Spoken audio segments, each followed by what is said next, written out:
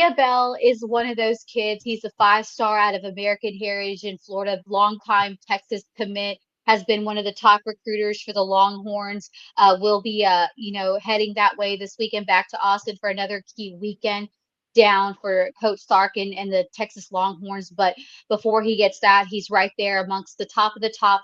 The Elite 11 process is one of the most tedious process. Of course, it is the who's who invite only of the nation's top quarterback class. Of that, of course, we've said that this 2026 class across the board, regardless, there's a lot of names left out of this these final 20 of this 2020 competitors of this 2026 class.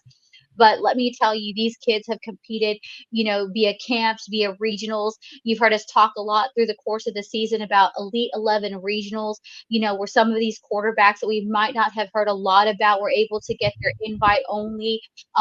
To this weekend in California, really testing their skills. Again, it's another platform for media that I believe that doesn't get to always follow or see these kids in live reps. Most of us as media have seen these kids, even though they may not be on our beat or on our specific circuit. We've seen these kids on film.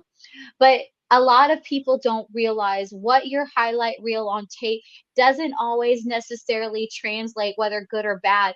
When you see that kid in live reps, live action, in different settings and different circumstances. So Elite 11 is really that opportunity to see the best of the best, the cream of the crop of that particular class. And we definitely saw, Dia Bell, I think, is as far as the future holds, this is a guy that Texas is really going to have the opportunity to really groom and mold into that Longhorn offense. Of course, we know if things stay well intact, which it really does seem that he's going to not be straying away his commitment from Texas and should be inking down in December. They've been able to hold on to it for a long time. I have confidence that Dia Bell will be a Texas Longhorn when it's all said and done. But looking, the national media was kind of split as far as I thought Dia Bell had an impressive day. Was he my number one guy? No, he wasn't my number one guy. But it's not because he doesn't have elite talent. Like I said, the Texas Pledge had some of the best throws we saw all night here. We're seeing some of his film. Of course, we know this is just day one getting there. He impressed early on. Of course, his one of his signature things when you see him when he takes hold of that ball is his fluidity. He's got a natural mechanic when it comes to reading the field, throwing those passes, and he's got a real pop when the ball comes out of his hand. And match that with just a strong power arm that really navigates from his core. And what you gotta love about him, that you love about any quarterback, and I think that's another dynamic that Texas really loves about him and is sold on his development. Because remember, more than likely, if things stand and the path goes as we think it will all go, Dia Bell will have plenty of time to settle in as a Texas Longhorn, being, the predecessor to Arch Manning. So again, they're going to have a lot of time to really continue to work on with Dia Bell. But again, he's got a lot in his toolbox. Is really impressive.